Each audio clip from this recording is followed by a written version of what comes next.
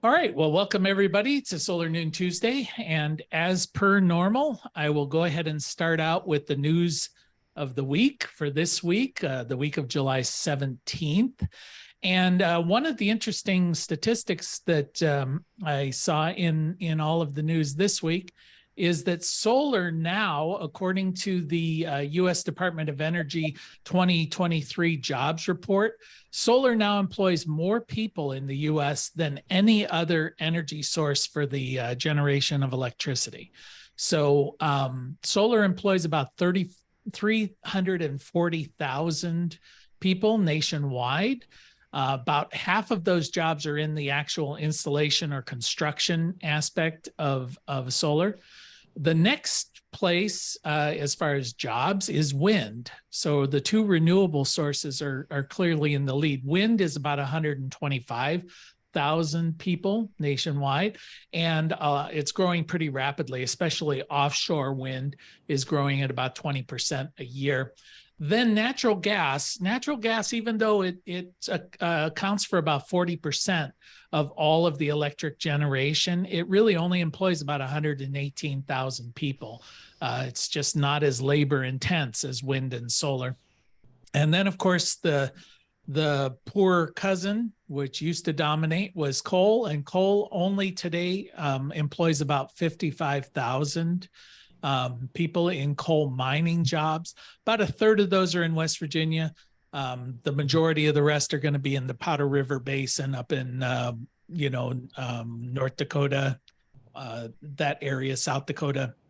And then there's about another 12,000 that are in coal power plants, employed as power plant workers there. I hesitate to throw that. I threw it in just, for fairness, but there, if the transition to natural gas or whatever, those people get employed in those fields as well. And in fact, about half of all of the coal power plants currently operating in the U.S. are set to shut down in the next 3 years. So, and coal is really only used for electric generation and some of the smelting processes is in aluminum and steel. So the coal industry, really the writing is on the wall there as far as its future. DTE Energy, which was formerly known as Detroit Edison, which is a utility up in Michigan, has announced that they're going to be closing all of their coal power plants by 2032. So this is a case in point where all of these things are being shut down. And this is an accelerated schedule. They had planned on getting rid of them. They're moving that schedule up by about 3 years. They anticipate by shutting down these coal power plants, they will actually reduce their carbon emissions footprint by about 85%. So that's one of the reasons. Of course, economics is the major reason when it comes to it. These plants will be replaced by renewable energy, both utility-owned renewable energy plants, as well as a lot of power purchase agreements that they're intending to go into. They do anticipate that this transition will lead to about $11 billion in investment in renewable energy in the state of Michigan. So that's going to have a major impact. Another thing as part of this transition from DTE is that they did have a 1% cap on rooftop solar net metering within their utility region, which basically means, okay, if you're in the first 1% of our customers, we'll go ahead and let you do net metering, but beyond that, we're not going to permit it. Well, they just increased that from 1% to 6%. So the 1% was pretty restrictive. It was one of the most restrictive policies nationwide. Now the 6%, a little bit more in line. So they're opening up rooftop solar as part of this transition. There's a new law in Minnesota going into effect about community solar. And the community solar in Minnesota, it's been the most successful state as far as community solar programs. In fact, they have about 30,000 subscribers to community solar and about 800 megawatts of capacity in that program. And if you're not familiar with what community solar is, it's basically that if you cannot or can't afford it, or if you can't, your home is not suitable for solar on your roof or in your yard, you can then buy into a larger project that is out there, in the field somewhere. And then you purchase a portion of that array, and then the generation from that array is then allocated to your electric bill. Now, in Minnesota, the law did say that these projects had to be restricted to 1 megawatt or smaller, and that the customer base had to be located in the county where the project is or in an adjacent county. Well, what this ended up doing is that you began to see a lot of backlog, and it caused a lot of problems because all these projects were being located around populated centers, especially around the Twin Cities of St. Paul and Minneapolis. So this law is that's going into effect is increasing the size limitation of community solar projects up to 5 megawatts, and it's getting rid of that geographical restriction that was causing all of these interconnection problems around populated areas. And a new study from Berkeley Labs, and they were doing this in conjunction with Michigan State and the University of Michigan, as well as NREL, the National Renewable Energy Labs. So these groups came together and they decided they wanted to gauge public opinion around these large utility scale solar projects that are popping up all over the country. It's a big deal because of all of the capacity that was installed in the United States last year, 50% of it was large scale community solar, not community solar, but utility scale solar projects. So if you're in regions like where I live here in Ohio, occasionally you'll see a lot of yard signs, no solar, no wind, no whatever it is they've decided to be against. So they're trying to see what are the real objections to these projects. So they did some intensive interviews with affected parties. They did find that a lot of the concerns that were expressed were around the aesthetics of the project. Is this going to impact how my area looks? That's an issue there. They were also expressing the concern that this was taking farmland out of production. So that, I don't know, strikes me as somebody told them to be concerned about that. I don't know that they're actually concerned about it. They don't get concerned about it when a Walmart gets built, for example. And then they were also, there was a large amount of urban-rural tension in this. Essentially, the sense that urban people, city folks, are coming out and telling us what we should do, what we should think, and developing our rural landscape. Now, one of the things that was not a priority, according to this study of rural dwellers, climate change. Climate change, it may be a concern, but it was not a priority when objecting to these solar projects. I guess what I'm trying to say is that if somebody was saying this is going to help mitigate climate change, that was not an issue. It was really about what is the economic benefit to me personally and to my community? And is it going to disrupt the way I live? Climate change, not a high priority in all of this. It was found that they had very little understanding that there was a tax benefit or any kind of economic benefit for the surrounding area. So that was an education opportunity for the developers. And there was expressed a great deal of, I don't know how you would say, jealousy, that somebody is making a lot of money off of this and it's not me. That was kind of the thing. So jealousy of the landowner that was converting their property, that resentment there, and not an understanding that they would personally benefit in any way, and that all of the impact of this was simply going to be negative for them. The developers found that if they began communicating early on and trying to assuage these fears, then resistance to the projects tended to go away as long as you had good community communication going on. So that is the news from the solar industry for this week. Did anybody have anything they wanted to add to that? Anything that came up in your readings or knowledge base there that that you want to share with the group? Give you just a second. Okay, feel free to jump in again at any. Here's the upcoming. Yes, okay, Jess, you had something? Yeah, I just wanted to kind of put a little like personal anecdote onto that climate change bit that you said. I had a meeting with about some solar projects down here in Southeast Ohio just this past week. And I had gone in prepared with all this stuff about like resilience and how this is going to be great for their facilities. But the first question that this county official asked me was, so how is this better for the environment? And I was like, oh, let's talk about all of these.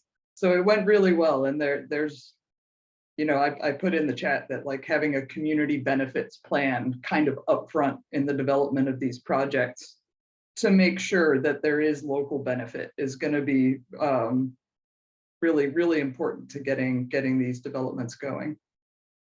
Yep. Okay. Well, that's good feedback. I would, you know, if I were doing one of these, I'd stress if you're doing any improvements to the roads or anything like that, to just say, hey, guys, I mean, you may not get a weekly check or a monthly check, but we're going to have to upgrade your road system. And, you know, it's a tax base for your schools and, you know, a lot of those kind of things. But it's like any project, you know, if you communicate with those people affected, most people just want to be heard. They want to, you know, want to be valued in that. I recommend in our classes that if you're installing even a residential system and you're going into a subdivision where the homes are fairly close together, to simply go to the neighboring homes when you're after you've sold the project and just say, hey, we're going to be coming in on this and this and date. We're going to be installing a solar array here. Do you have any concerns about it? Because we want to be good neighbors. Is there a parking area we shouldn't be in? Or, you know, is there something you're concerned about? And by the way, maybe you'd like a solar array too, and we can put that on your home and give you a discount because we're already going to be here. That kind of thing gives you an opportunity to sell. But you don't want the next door neighbor coming out and calling the cops on you while you're in the middle of installing it because you made their dog upset, you know, or whatever it is that people get all crazy about. So just good to communicate. You may not like what you hear, but at least you know what you're dealing with when you get started there. People's objections can be rational to them and irrational to you. Certainly irrational to me. I think most people are crazy. So, all right. So let's jump into some of the webinars here. Coming up. There's one on permitting and siting from CEA, Solar Energy Industries Association. That's on July 20th. We have another one on July 20th. This is about rapid shutdown from CPS Systems. That's a manufacturer. So if you're interested in that particular one coming up on July 25th, this is at noon on weather, basically hail, how you can mitigate hail situations for using tracking systems. This, of course, is for larger systems typically. That's coming up. NEP, I think that's Northern Electric or something, is they have one on their microinverter system on July 25th. There's one for Solarc. This is coming from Renvu. They have a good series of these webinars. So if you're thinking about putting in a Solarc system, this would be a good one to attend on July 26th. All of these dates and times are Eastern time, and you can just sort of research how to register rather than me giving you the links. This one, Solar United Neighbors, they're having one on nonprofits and solar. So if you're selling projects to nonprofit businesses, in the past, the government incentives did not apply. Now they do and can be in a rebate form. So you may want to understand how that works, what kind of process you've got to go through with it. One question that pops to my mind is this rebate check generated when the project is over, or does it come after they file their taxes, just like your tax benefit would come later when you file your taxes. And I don't know the answer to that. Somebody might. Hopefully they would. Energy communities. This is another thing around the investment or the Inflation Retirement Act, Reduction Act, which is about what are defined as energy communities. How does that apply when you're dealing with, this is primarily commercial, that you can get the additional 10% from your, in the tax benefit there. I know that there is a map that's available and you can research that. In my region here in Southeastern Ohio and all of West Virginia, pretty much all qualify as energy communities. But there's some stipulations there. So it'd be good to understand how that works. Navigating 690, the NEC 690. I think this is of broad interest to those people who do solar. This is on the 27th. This is run by Solar Power World. Then we've got another one on 3-phase quad microinverters, basically microinverters that hook up to 4 solar panels operating at a 3-phase. And what are the advantages? This again would be for larger systems primarily. On August 2nd. August 16th, this is an online event as near as I could tell. So it's being run by Aurora. And so this is something that you could join in on. So just look for that, Shaping the Future of Solar Together. And I know Pete, he's announcing, it's in the chat there, that he's going to be attending a solar show in Washington, DC. So if you want to join there, just look at the chat information and get that from him. And then this is funny. Annie, my wife, was saying, you never talk about our stuff. So so I thought, all right, I'll mention our programs here.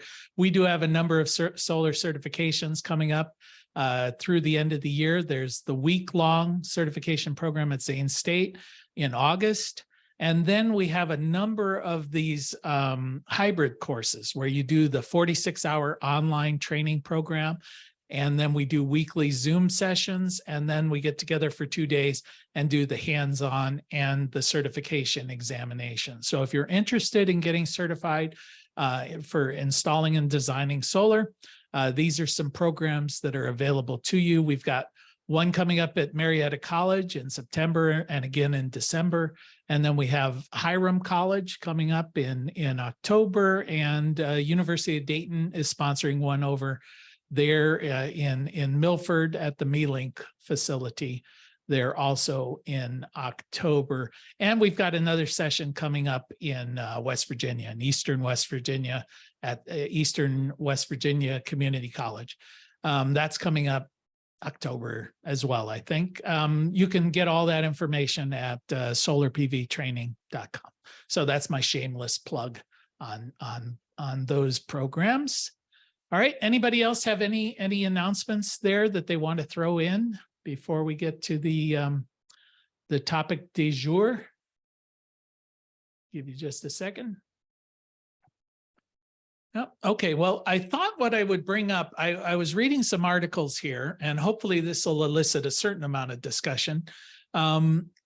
There's big changes coming in battery storage issues. Of course, the main big change is that everybody's moving towards, not everybody, but a lot of folks are moving towards putting batteries into their systems. And this is in part because of a unreliable grid. You've got, especially in certain states, Puerto Rico, California, Texas, those have been the big drivers nationwide of integrating battery backup into your residential. And I'm really focusing here on residential, but it applies to commercial as well. It's just that everything's bigger and more expensive. But in California, they had the issue with the wildfires that caused grid outages for long periods of time. Texas was the winter freezes that caused these outages. Puerto Rico, we had hurricane issues. And I think anybody who studies the grid knows that we're just one step away from, one event away from a large segment of the country being without electricity for a significant period of time. Because you need to understand, when there is a widespread power outage, it's not a matter of clicking the electricity back on. That's the kind of power outages most of us are familiar with. A tree falls on a line, power goes out in a very localized area, and then you begin to have this, they go out and they fix it, and then the power comes back on. With these widespread outages, you find a lot of transformer damage, but then there's a lot of having to essentially reboot power stations. So it may take weeks, literally weeks, to get a section of the country back up and running. So imagine an area like half of Texas being without power for 3 weeks, or New York City being without power for 3 weeks. That is a significant disruption that will cause hundreds and hundreds of deaths, billions of dollars in lost productivity. And then imagine the supply chain issues after those events of people buying generators, people buying battery systems, everything goes up. So good to be forewarned of this. I don't want to be like a prepper here, but there's a reason why you carry a spare tire in your car, right? Things happen. So these are things that realistically could happen. All right. So the other reasons for battery backup that we see is the fact that the utilities aren't paying us retail for the power that we export back to them. That is a change that's happening, and it's going to continue to happen. We're really moving into a world where we pay retail, they pay wholesale. So why would you sell them power wholesale when you can keep it and use it? So self-consumption becomes a big reason for putting in some sort of battery system. So that I don't have to sell it back to AEP or whoever. I'll just keep it, use it at night or whatever. And then, of course, load management to reduce the wire size that you might need. There's a lot of different reasons. Time of day use pricing that is going to mean that I should store and use power when power costs a lot of money, and then recharge my batteries when power costs a little bit of money. So those are some of the reasons that are going on. Well, all of this is going on when we're transitioning from lead acid batteries to lithium ion. And there have been a number of significant events where thermal runaway, where you see that these batteries catch fire and cause significant damage. So what has happened is that the powers that be that write these standards have come up with NFPA 855. This was first published in 2019, and it was published by the National Fire Protection Association. And it said, you know what, this is a significant fire risk. So let's begin to address battery storage systems, or energy storage systems, ESS, and come up with all of the different regulations we think are appropriate to mitigate some of this fire hazard that thermal runaway of lithium-ion batteries will cause.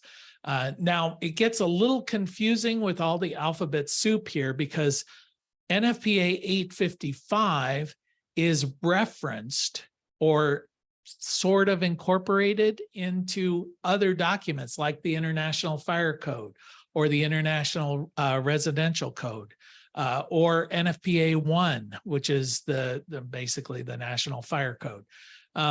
So all of these make reference to portions, or, they're incorporated in it, and it would take lawyers to figure it out. So best, even if your jurisdiction has not adopted NFPA 855, best to assume you've got to begin complying with NFPA 855, just good, safe practices.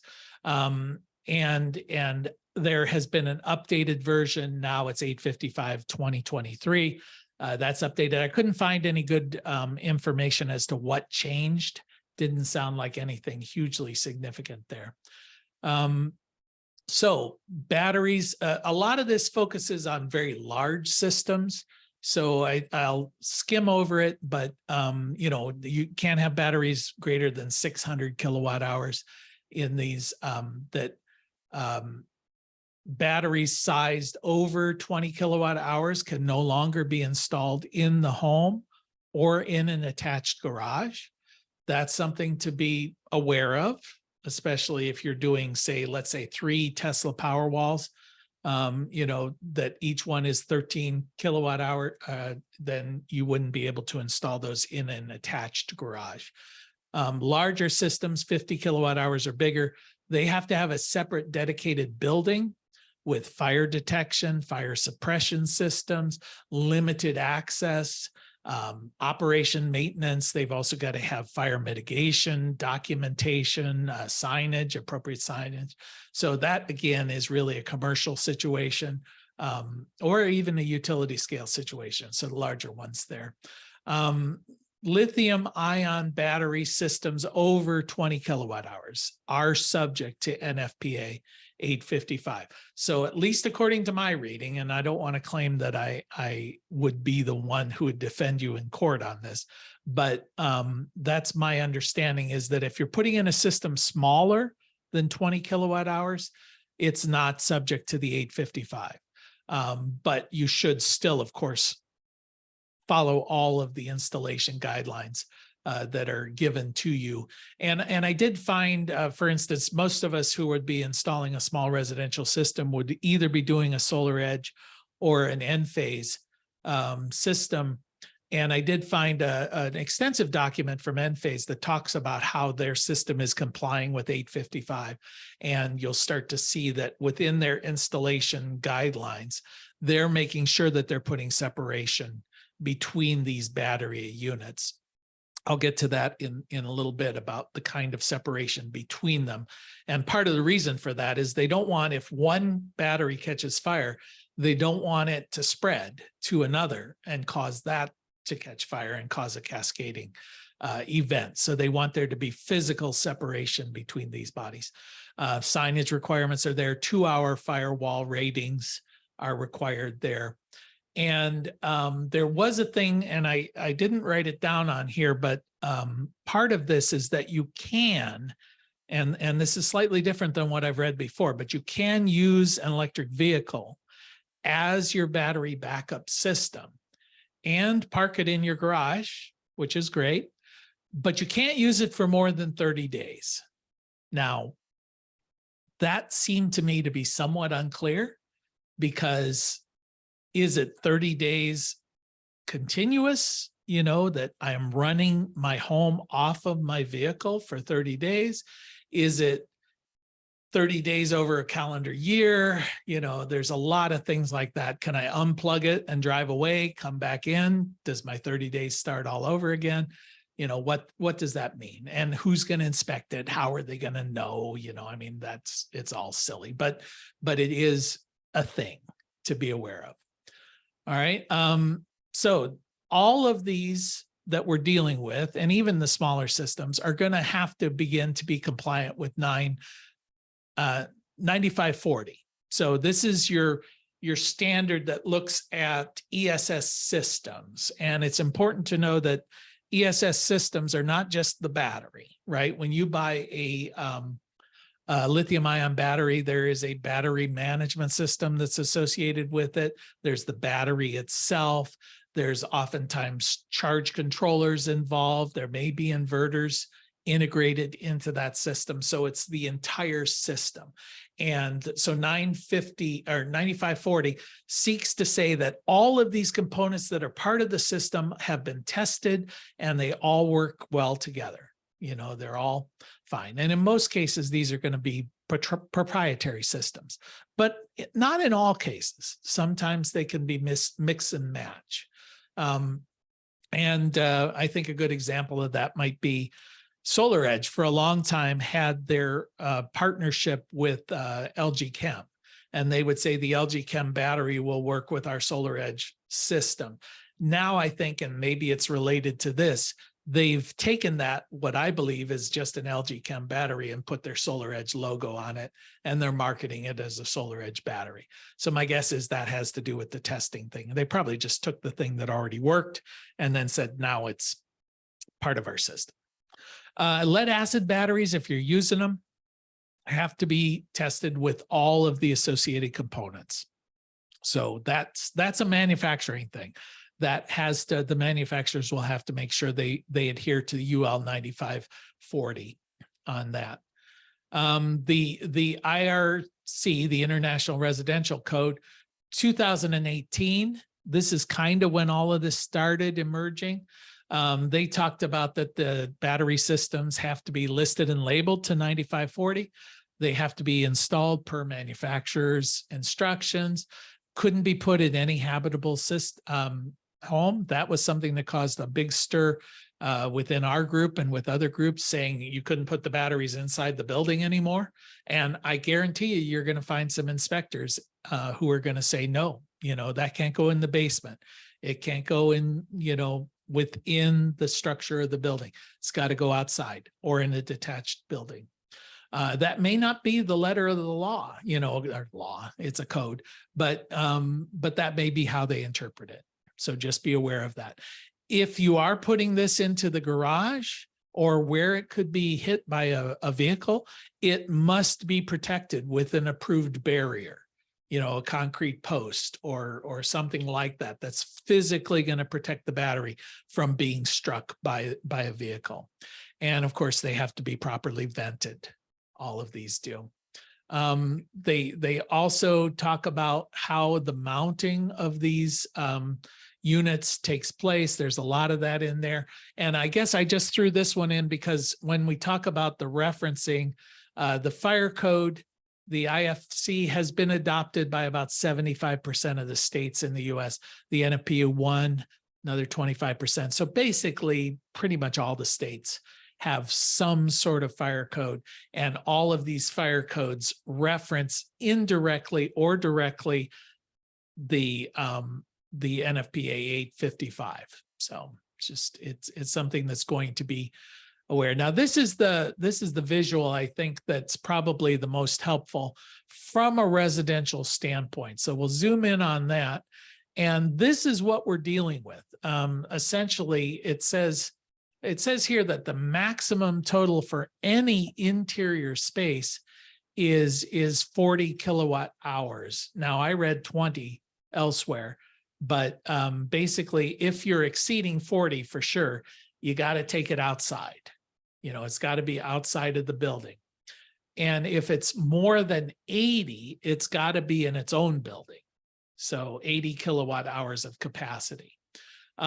Each of these units, nothing more than 20 kilowatt hours can be physically located within 3 feet of the other unit. So there has to be this physical separation between them. And if you're mounting it on the exterior of your building, there's got to be a 3-foot clearance between any doorways and windows. So the places where these things can be installed becomes more and more restricted. Within the garage, of course, there's a danger that they could get hit by a vehicle. So you've got to put in these barriers and these approved barriers. And in this illustration here, they're showing, some concrete posts that are put up there to protect the vehicle from running into the battery and causing the damage. It's that physical damage that typically is what results in thermal runaway within these lithium-ion batteries. So before I take this image down, does anybody have any question or insights into this particular aspect of residential battery installation? Throw that open because I'm coming to the end of my knowledge on this. So, yep, Pete, jump on in. You're muted. Hey, let's see if this works. I'm traveling in the car right now. I just wanted to point out that while the regulations are the same on all the lithium-ion battery types, it is a family of batteries. It's not a type. there are 6 different types of lithium ion batteries with different performance, different limitations, etc.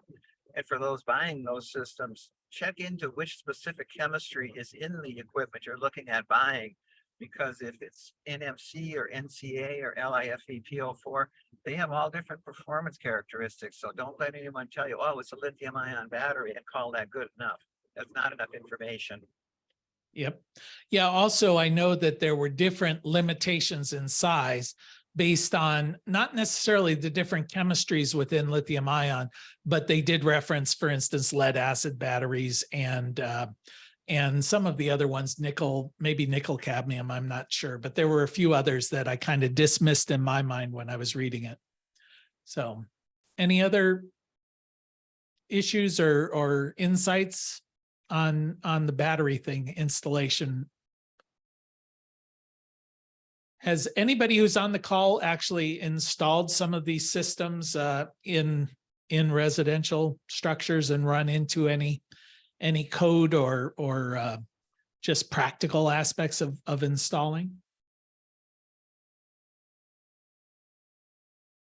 It's like everybody's being shy. Well, I would just add that I've worked on some big warehouse projects that had, electrical gear out in the open and forklifts running around and stuff. So those barriers are familiar to me. And you can also, if you don't want to fill a pipe with concrete, you can purchase them. There's systems specially made for this kind of thing. If you go to mcmaster.com, for instance, you can order them and have them the next day. Okay. All right. That's good. Anybody else have anything to add there? I'll jump out of that. So let's see, we DIY'd a life PO in our home, didn't have any problems. There are also no codes here. We don't need no stinking codes. So I was just reading one of the chat there. Yeah, I guess since we have just a minute and I'll let, if you want to formulate a question on this, just a quick update on what we've been installing here, a N-phase system with the smart switch, with the auto disconnect, as well as the with the idea of eventually going to battery backup, primarily, hopefully, from a vehicle with bidirectional charging. And I know that system, we've had a lot of discussions with the load management aspect of it.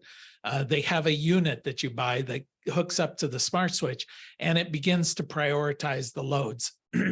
And if you've decided to take advantage of the IQ8, where it will operate without batteries when the sun is shining, then this load management system is pretty much required, because it will set aside the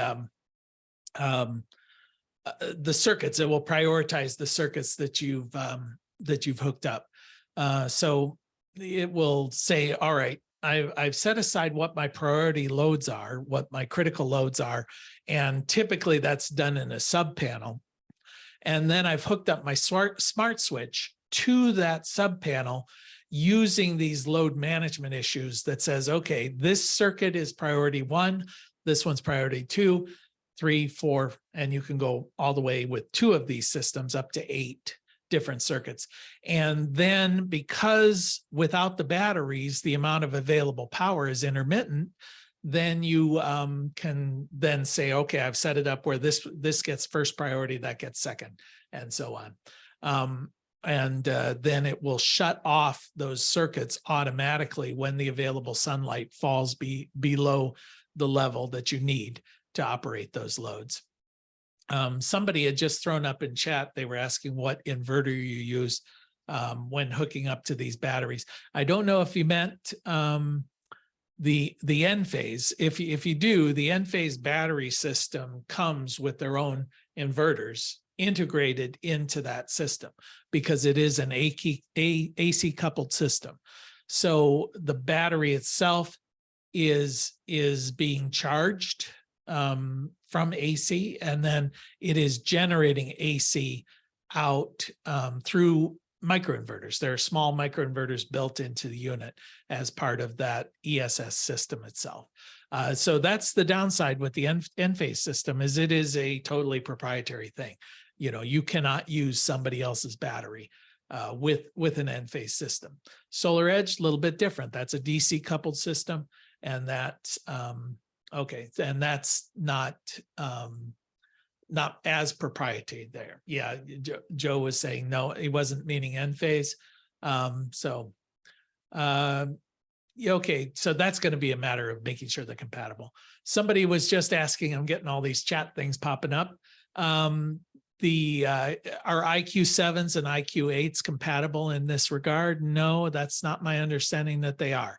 As far as using the IQ7s, they don't have the same ability to generate power when the grid goes down. So you could integrate, you know, have the IQ8s isolated to a specific circuit and then just simply run that circuit to your smart switch, and that would work. But your IQ7s are going to shut down when it loses sight of the grid. So that's just the reality there, as I understand it. Okay. Any other questions before we call it a day here? Give you 1 second there. Yeah, Nathan, fire away. Hi, Jay. I have a portable solar kit, and I hope I'm not opening a big can of worms in a very complex question. I hope this just has a simple answer, but I was going to finally get up to date and buy one of those Life PO4 batteries to update my old lead sealed acid battery. And I came across forums that suggested you should not use a PWM charge controller with those batteries. I've seen it debated, but I don't know the correct answer. Is there any way you could simply answer that? Yeah, I can. Basically, lithium ion and lead acid charge in a different way. Just because it's a pulse width modulation or PWM charger doesn't necessarily mean it is not compatible with the lead acid, with the lithium ion. It just means you need to make sure that whatever charge controller you buy is compatible with lithium ion batteries, because lithium ion typically charge in what they refer to as constant current, constant voltage charging process. So there are a number of charge controllers out there that are compatible with both. You know, they have the electronics, but yeah, just make sure that whatever charge controller you're using will in fact work with a lithium ion battery. That's kind of it, you know, just read the specs. Does that answer it? Good. Yeah, thanks. My charge controller does have a general lithium setting. I don't know if that, you know, corresponds to all the offerings out there, but I guess there's one way to find out. If your battery blows up, you know that it wasn't working. Now, typically, I don't think you're going to see a difference as long as the voltages are compatible and your charge controller does say it works with lithium ion.